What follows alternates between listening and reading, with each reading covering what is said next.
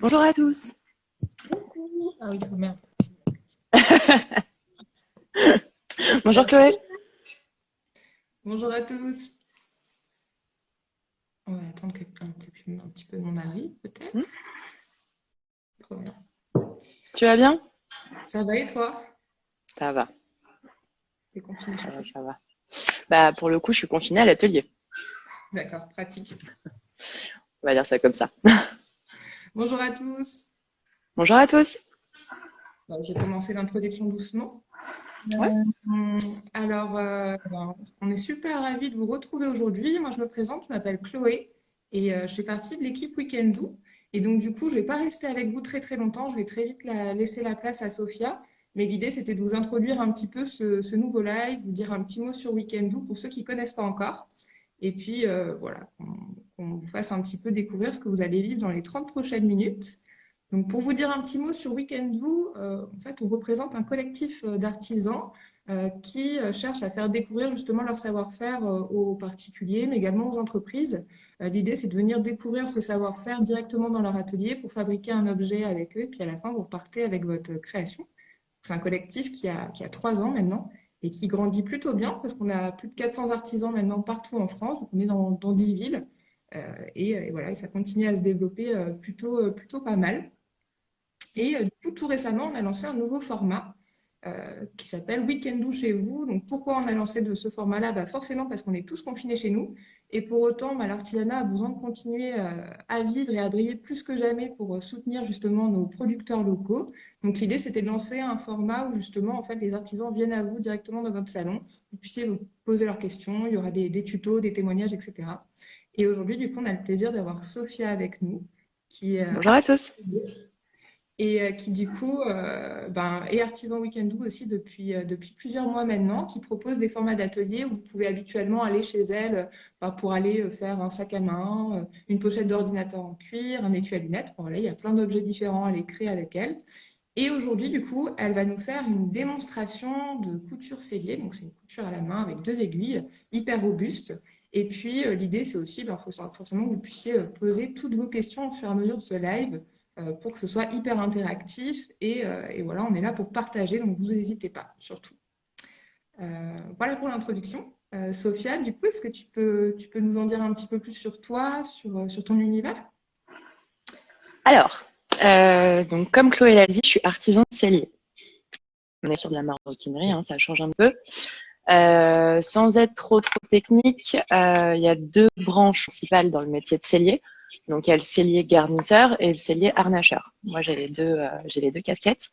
Donc le scellé garnisseur, ça va être plutôt tout ce qui va être intérieur de voiture, sellerie moto, ameublement, enfin voilà, ce genre de choses. Et le scellé harnacheur, donc qui va travailler avec des techniques un petit peu plus traditionnelles, on va dire.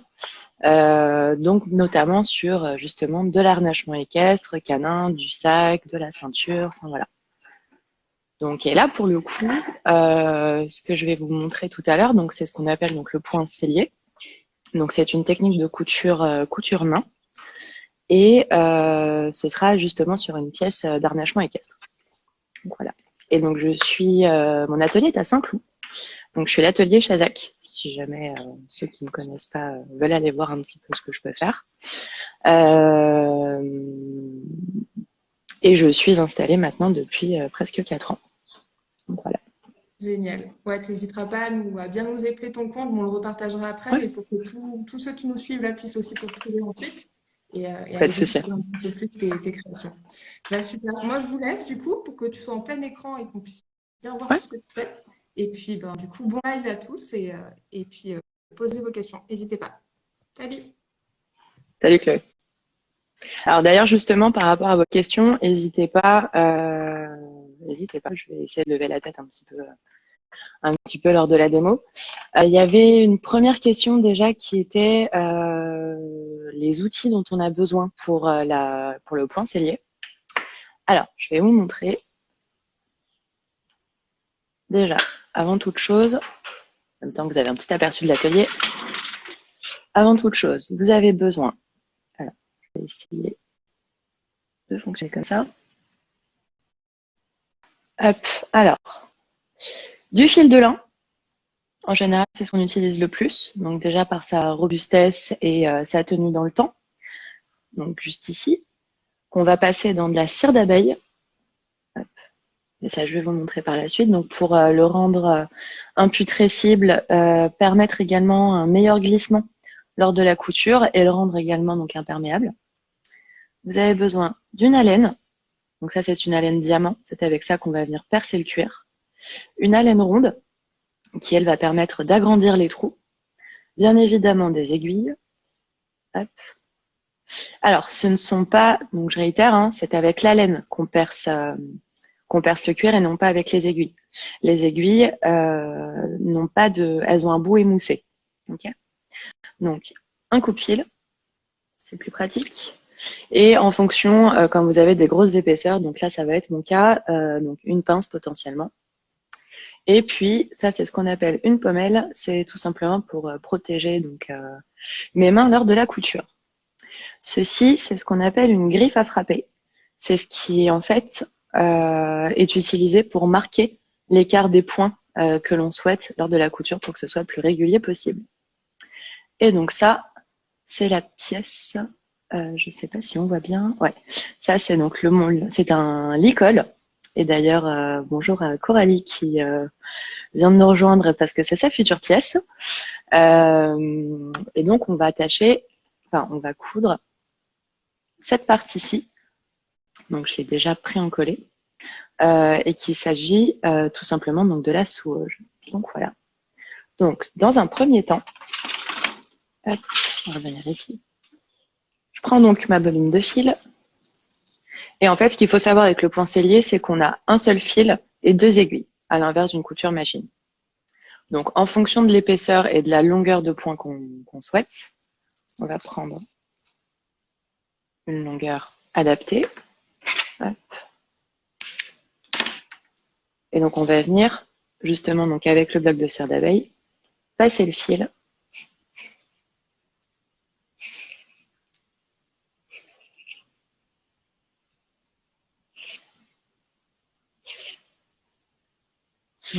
Pour le rendre le plus... on essaye de le passer pour faire en sorte que ce soit le plus homogène possible, en évitant les paquets, bien évidemment. Hop. Ensuite, donc là, je vous ai montré, hein, les points de couture sont déjà marqués. Donc c'était juste pour vous montrer donc l'outil pour la griffe. On vient passer une première aiguille.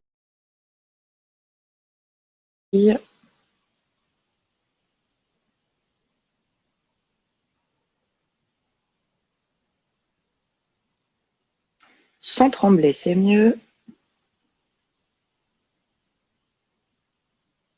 Et c'est ce qu'on appelle en fait un aiguillé. Une fois que le fil est passé dans la cire d'abeille et avec les deux, quel diamètre de fil. Là, en l'occurrence, je suis sur du 332. Je ne sais pas si vous connaissez un petit peu. En fait, ce sont des références de fil propres aux fournisseurs. Et donc, le diamètre de fil va dépendre tout simplement déjà de l'usage de la pièce.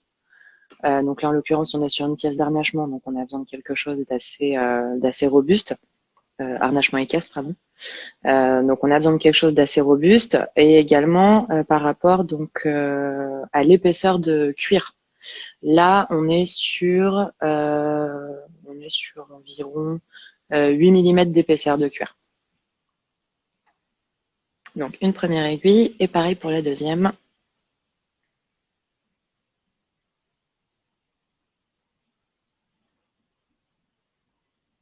N'hésitez pas si vous avez des questions en même temps, je lève la tête quand il y a besoin de me lire. Alors du coup, je sais pas si... Ouais, je vous ai pas montré. On va pas faire un nœud. Donc une fois qu'on a passé l'aiguille, on va venir passer dans le fil environ au milieu. Donc l'aiguille, hop, on tire, on aplatit et on fait ça une seconde fois. Et en fait, c'est ce qui va permettre donc de bloquer l'aiguille dans le fil, hop, sans avoir trop de surépaisseur et surtout sans avoir de nœud. Okay. Alors, on prend la pièce. Ah oui, pardon, j'ai oublié l'outil le plus important pour la couture main. C'est ceci.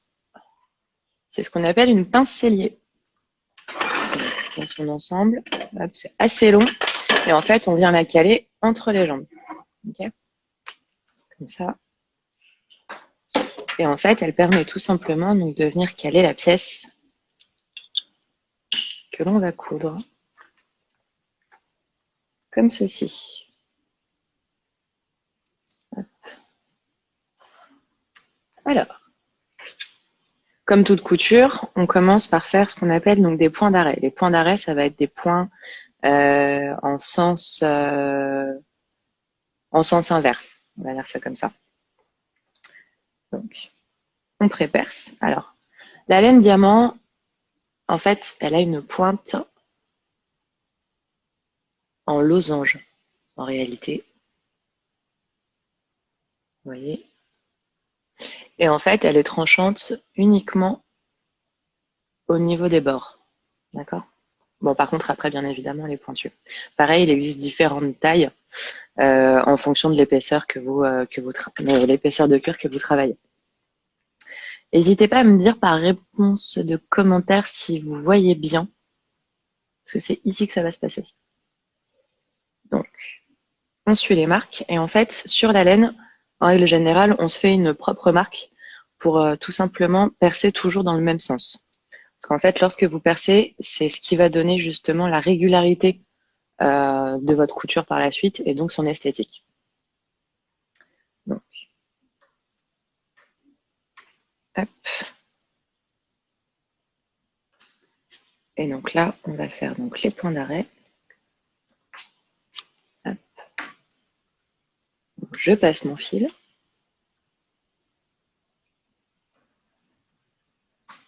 Ah oui, j'ai oublié de m'équiper. Hop.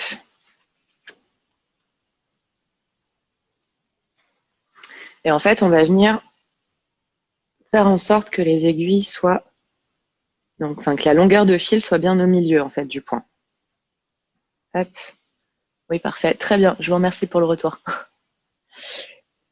Pour l'atelier, la technique de la couture main, moi, je le propose avec l'atelier des étuis à lunettes que vous pouvez retrouver sur le site de Weekendoo. Combien coûte la pince? Alors ça dépend des fournisseurs, à vrai dire. Il y a pas mal de techniques pour en faire une maison. Moi, je vous avoue que celle-ci, on me l'a offerte. C'était mon cadeau d'anniversaire parce qu'en fait, il y a un ébéniste qui l'a fait et il y a même mes initiales dessus. Enfin bref. Et où je me fournis pour les outils chez tout simplement des fournisseurs spécialisés. Donc pour les métiers du cuir, sur Paris, vous en avez pas mal.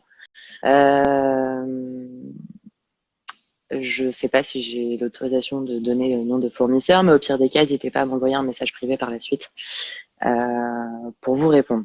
Ou sinon, sur le Bon Coin, vous avez pas mal de... vous en trouvez de temps en temps. Donc, je reprends. En fait, avec la main qui est sur le dessus, je vais venir vérifier, entre guillemets, l'alignement de mon perçage.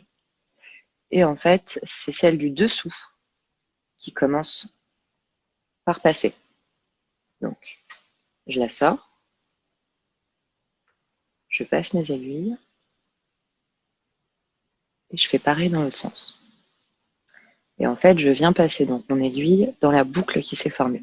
En fait, ce qu'il faut savoir, et je serre, et je vérifie, vu que c'est le premier point, que mon fil soit bien égal des deux côtés. Alors, ce qu'il faut savoir en fait par rapport au point sellier, à l'inverse de la couture machine,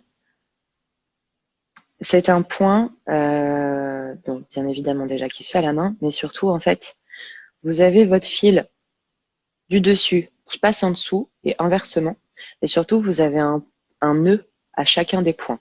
Ce qui fait que même si vous avez un fil, un point qui saute, votre couture ne viendra pas. On a tous eu un bout de fil qui dépasse sur un vêtement ou quelque chose comme ça. On tire dessus, on a toute la couture qui vient. Pas avec le point sellier. C'est une technique qui fait justement que votre couture elle est sécurisée à chacun des points. Ce qui permet du coup une longévité assez exceptionnelle en fait sur les pièces qui sont cousus donc au point sellier. Moi, par exemple, sur toutes mes pièces d'harnachement, que ce soit équestre, canin, mes ceintures, c'est entièrement cousu à la main. Donc, je reprends. On passe donc l'aiguille du dessous. Pareil avec l'aiguille du dessus, dans la boucle, hop, et je serre. Donc là, j'ai mes 2 points d'arrêt. Là, si vous voyez bien. Voilà. Et de là, une fois que les points d'arrêt sont faits, j'enchaîne ma couture.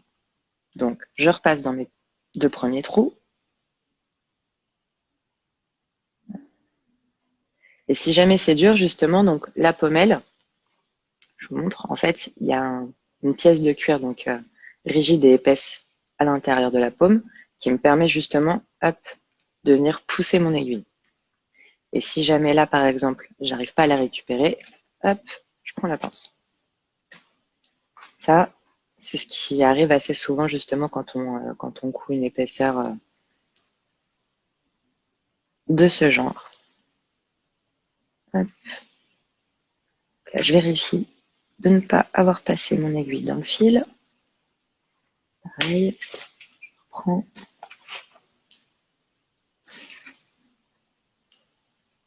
Tu as préparé les trous avant. Là, pour les points d'arrêt, effectivement, j'ai fait... Bon, mon pansement ne sert à rien. Pour les points d'arrêt, j'ai percé mes premiers trous. Et par la suite, vous allez voir... Alors, il y a différentes écoles, en fait, par rapport au point sellier. C'est-à-dire qu'en théorie, vous conservez constamment la laine dans la main. Moi, personnellement, c'est pas une technique qui me convient. Du coup, une fois que j'ai fait mes points d'arrêt, en règle générale, ce que je fais, c'est j'en perce quelques-uns d'avance. Je fais vraiment doucement pour que les gestes soient bien décortiqués. Et après, en fait, je viens faire ma couture. Vous en avez également qui commencent, là par exemple, j'ai commencé vers moi jusqu'à... Enfin, en avançant. Et c'est possible également de le faire donc dans l'autre sens. Ça, clairement, ça dépend. En fait, on a tous une manière de coudre au point sellier assez personnelle. Hop. Et vous voyez, en fait, à chaque fois, j'ai le fil en fait qui passe, enfin qui s'échange de place en fait à chaque fois. Donc, je remontre, je vérifie. Bonjour. Je vérifie donc mon perçage. Et en fait, en faisant ça, j'aide également mon autre couture, enfin mon autre aiguille à venir. Parce qu'en fait, je sais pas si vous avez fait attention, mais je regarde pas en dessous. Donc en fait, on coud d'une certaine manière un petit peu à l'aveugle.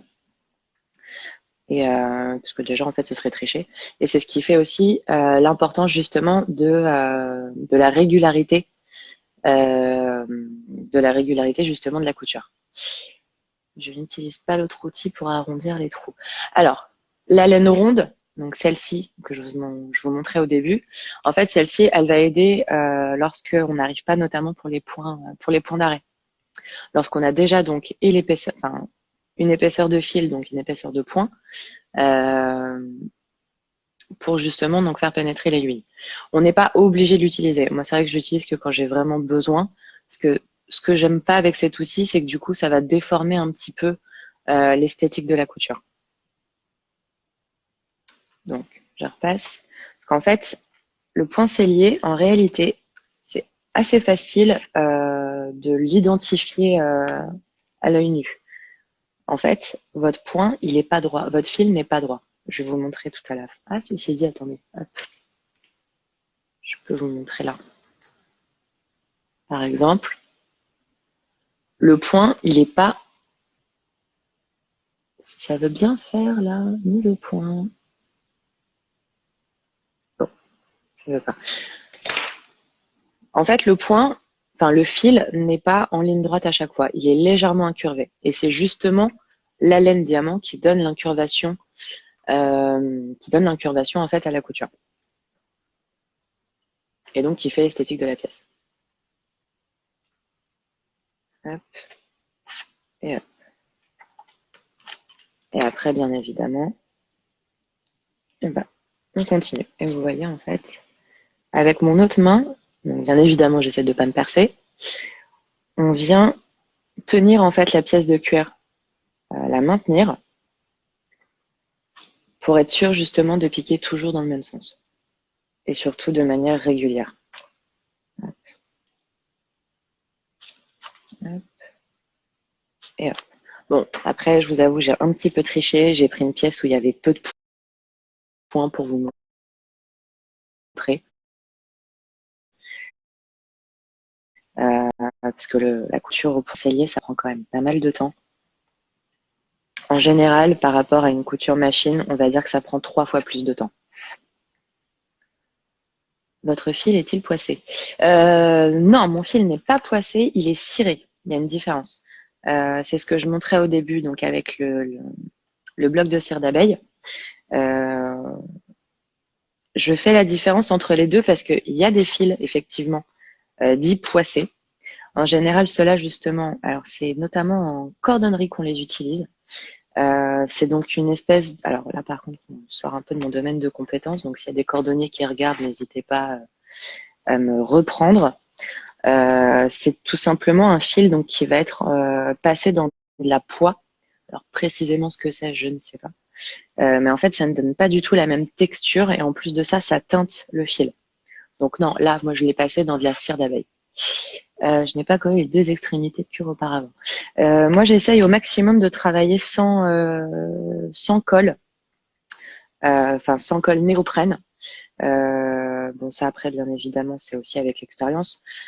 Quand j'ai des grosses épaisseurs à coudre, dans la mesure du possible, j'essaye d'utiliser du fil, pas du fil, pas du tout, du ruban double face, donc adhésif adapté bien évidemment au cuir. Après, au pire des cas, effectivement, j'utilise la néoprène, mais sinon, en général, on arrive aussi à ne pas forcément l'utiliser. Bonjour à tous les nouveaux qui viennent d'arriver. Hop. Et donc là, voilà, donc j'ai fini ma première extrémité, parce que je parle, mais au final, j'ai fini donc cette première partie. Et pareil qu'au début, donc là, je vais revenir donc 2-3 points en arrière pour faire donc ce qu'on appelle mes points d'arrêt, et donc faire en sorte que ma couture ne bouge pas par la suite et pouvoir couper mes fils. Donc là, par exemple, l'utilisation de la laine ronde peut être nécessaire. Moi, en l'occurrence, pas forcément besoin. Donc ici, hop, je reprends mes points.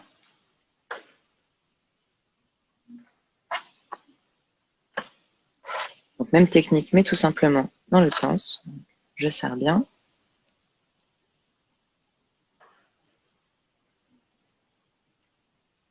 Là, par exemple, j'ai un peu de mal à le prendre. Hop.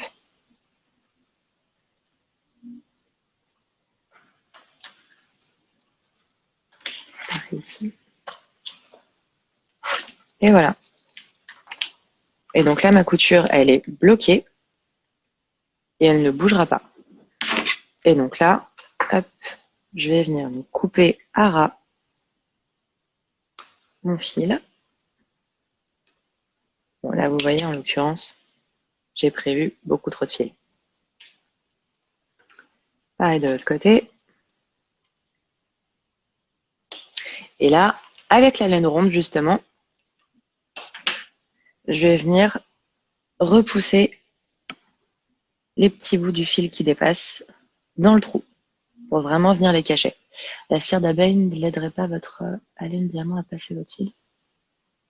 Alors, j'ai pas tout à fait compris la formulation de la question à Educlier 12, mais si justement le fil était déjà passé dans la cire d'abeille avant de commencer la couture. Et donc, pareil de l'autre côté. Hop. Et la dernière étape, vous voyez, je sais pas si ça se voit bien. Voilà. Peut-on utiliser ce point sur toutes les matières? Alors, je doute fort que sur du tissu, ce soit vraiment adapté. Par exemple, après, pourquoi pas, en adaptant bien évidemment le fil le fil et l'aiguille, mais j'ai quand même un sérieux doute. Initialement, c'est vraiment une technique de point qui a été inventée. D'ailleurs, c'est une technique française, hein, si je me trompe pas, qui a vraiment été créée pour le travail du cuir, en fait. Donc, une fois que vous avez fait ça, vous allez prendre ce qu'on appelle un marteau rivoire. Rivoire, pourquoi? Parce qu'en fait, la tête, elle est légèrement inclinée pour éviter justement de marquer le cuir. Et hop, je vais faire en sorte que vous le voyez. Et vous allez, et en fait, on vient frapper tout simplement la couture.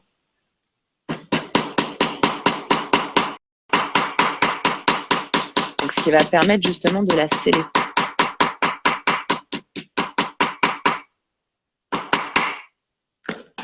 Hop.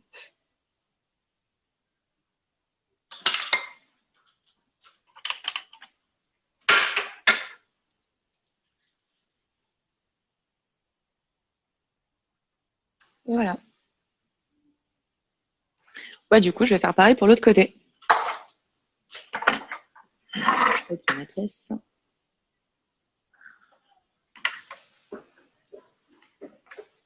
Donc, je la cale bien. Hop. Donc, cette fois-ci, je vais prendre un peu moins de fil. Je ne frappe que d'un côté. Bah, en fait, là, je frappe que d'un côté, justement, parce que je n'ai cousu qu'un seul côté. Donc là, je vais faire le deuxième. Ah oui, pardon. Non, recto verso. Oui, effectivement, il n'y a pas besoin de frapper des deux côtés. Puisque de toute façon, à la pression, ça aplatit. Quelle est la matière en dessous du cuir quand vous tapez? Là, il s'agit d'un bloc de, je ne sais plus si c'est du granit ou du marbre. De mémoire, c'est du marbre, vu le poids. C'est du marbre qu'on va justement utiliser donc pour frapper donc, notamment les coutures. Également, lorsqu'on fait du repoussage, la technique du cuir repoussé, ça va être, pour ceux qui connaissent, c'est une technique notamment euh, d'art pour le coup. En fait, ça s'apparente un petit peu à de la gravure. Sauf que, en fait, vous venez inciser votre cuir par la suite et vous venez le travailler au matoir. Mais ça, limite, je vais avec Weekendoo pour vous faire un live pour vous montrer cette technique-là. Mais ceci dit, le cuir repoussé, justement, parce que sur cette pièce, il y en a une partie, on peut potentiellement obtenir des motifs de ce genre. Voilà, là, en l'occurrence, c'était une demande donc, pour un lotus. Donc, je reprends sur le point salier. Hop. Donc, je passe mon fil dans ce qui me reste de bloc de cire d'abeille, celui-là un petit peu morflé. Alors c'est drôle parce qu'en fait j'ai des gens qui sont juste devant la vitrine, donc juste devant moi, qui me voient parler à mon téléphone qui est sur trépied, c'est assez comique. Hop. Donc je passe. Ah oui, et pour ceux qui avaient pu remarquer, en réalité, à l'inverse d'une aiguille notamment de machine à coudre, le chat, bah, comme sur une aiguille tout simplement de couture main, le chat est donc au-dessus. Alors que sur des aiguilles de machine à coudre, le chat est en dessous, au niveau de la pointe. Donc, je passe mon fil. Là, en l'occurrence, j'ai pas toutes les fibres, parce qu'en fait, c'est du fil retors, donc c'est une technique, enfin, c'est un type d'assemblage de fil. Donc, il faut faire attention à bien avoir toutes les fibres qui sont prises dans le chat. Hop. Donc, je repasse mon aiguille environ au milieu du fil. Hop. Je tire, et pareil pour le deuxième. Hop. Et donc là, mon aiguille est bloquée sur le fil. Pareil de l'autre côté.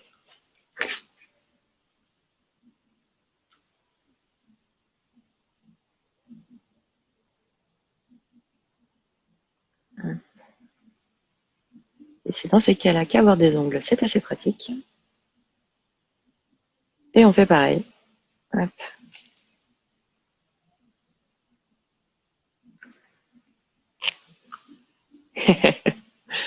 Merci pour le petit coup de pub sur mon propre compte, effectivement.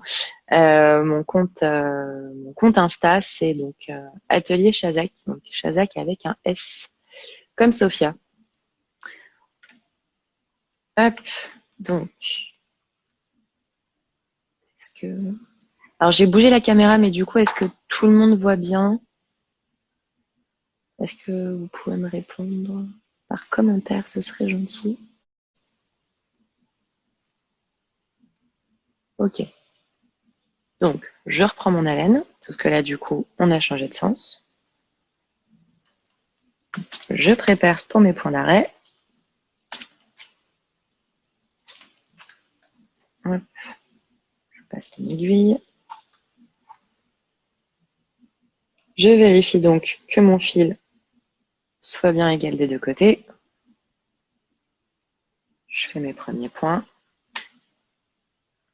Hop.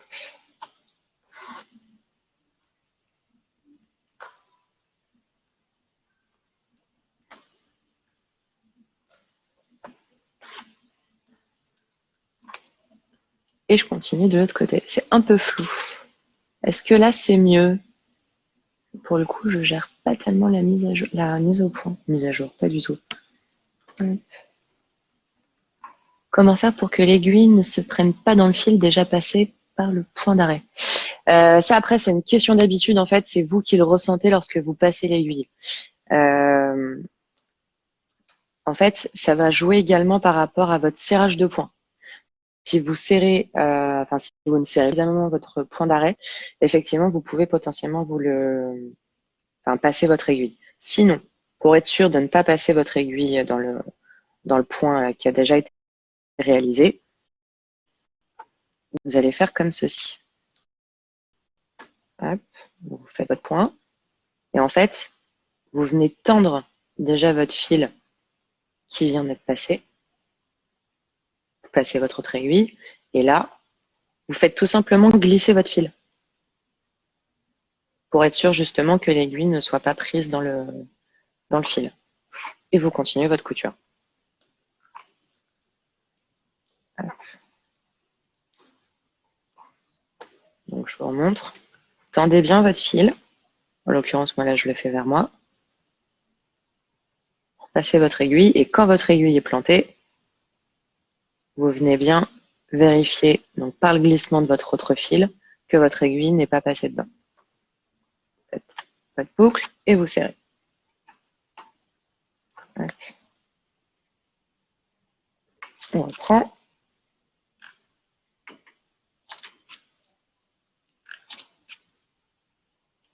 Voilà. En général, surtout quand c'est sur de la petite longueur de fil, j'arrive à l'instant, vous faites quoi précisément? De la couture main au point sellier sur une pièce d'harnachement équestre. Là, je suis sur la deuxième partie du montage. Et je sais plus ce que je voulais dire. Ça va me revenir, c'est pas très grave. Hop.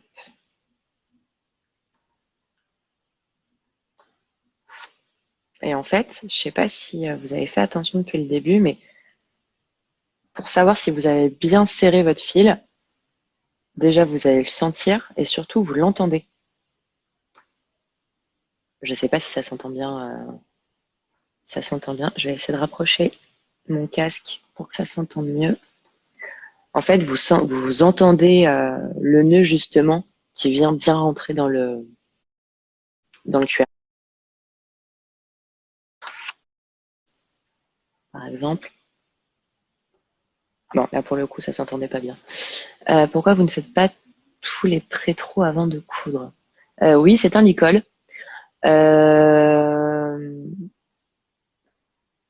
Si vous avez entendu, ok, c'est cool. Pourquoi vous ne faites pas les trous avant de coudre?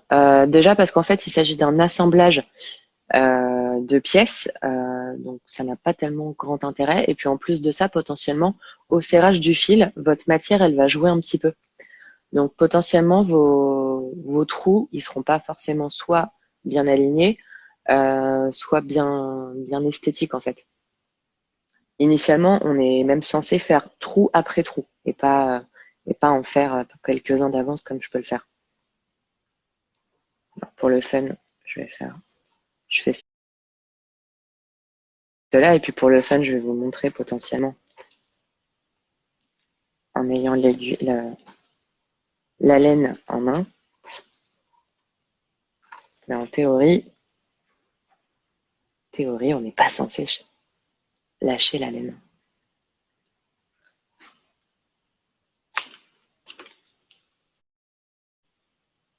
Ça fait longtemps que je ne l'ai pas fait.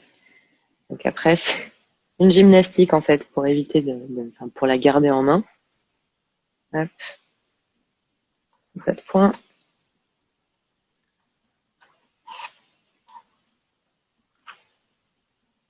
En fait, moi personnellement, je trouve que ça me prend plus de temps parce que j'ai pas appris à coudre comme ça. Et puis en plus, potentiellement, vous pouvez venir griffer votre partie de. Vous dites des ventes au centre équestre. Oui, c'est possible. En fait, alors dans la partie équestre, je fais principalement du sur-mesure en fait. Donc ce serait plutôt des propriétaires ce sont plutôt des propriétaires qui me contactent.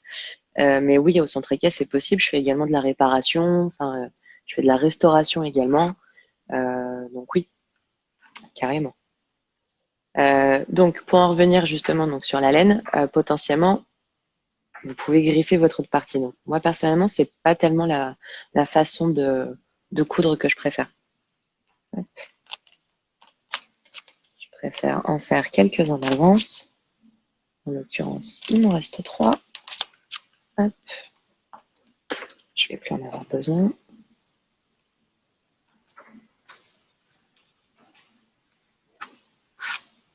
Je resserre.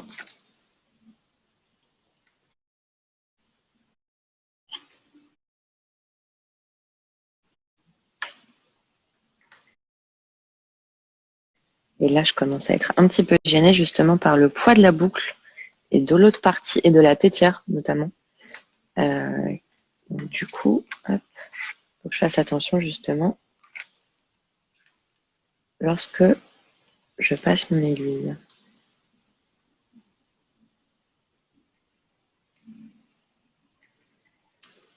Hop.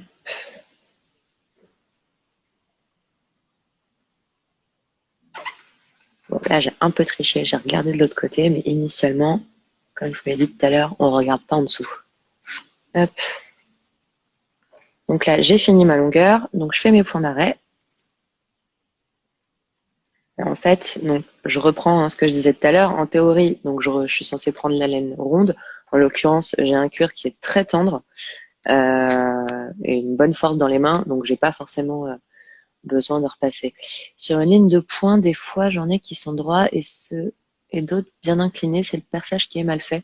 Ouais, effectivement, lorsqu'on a des points qui sont pas forcément réguliers, c'est vraiment une question de perçage. Hâte de voir comment faire un point d'arrêt. Bah, au final, le point d'arrêt, c'est le même point, c'est juste qu'on le fait par-dessus un autre point. C'est exactement la même chose. Donc là, j'en ai fait un. Hop, je vais faire un second. Et c'est exactement le même point. Donc, nous n'avons pas l'odeur du cuir. Oui, là, pour le coup, je suis désolée. J'ai pas trouvé la technique pour vous faire sentir l'odeur du cuir. Mais c'est vrai qu'à l'atelier, ça sent pas mal. Donc, pour ceux qui sont dans la région, après le confinement, je vous invite à venir. N'hésitez pas à passer. Comme je disais tout à l'heure, donc mon atelier est à Saint-Cloud. Hop. Et voilà pour les points d'arrêt. Donc là, je coupe mon fil, bien à ras, comme on a vu tout à l'heure. Bien évidemment, sans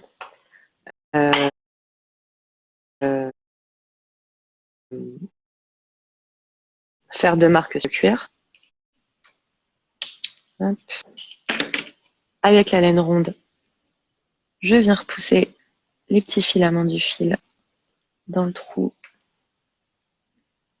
pour que ça fasse une finition bien propre.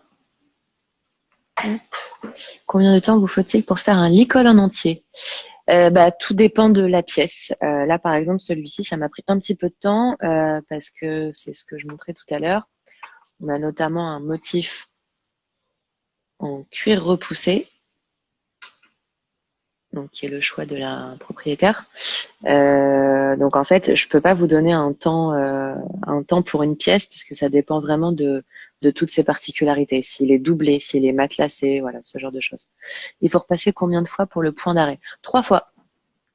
La règle de base, c'est comme en couture machine, c'est 3 fois. Donc, comme tout à l'heure, je reprends mon marteau rasoir. Désolée pour ceux qui ont potentiellement le mal de mer. J'essaye de faire en sorte que ça ne bouge pas trop. Voilà. Je repars mon rasoir donc sur ma plaque de marbre. Et donc, je viens taper la couture.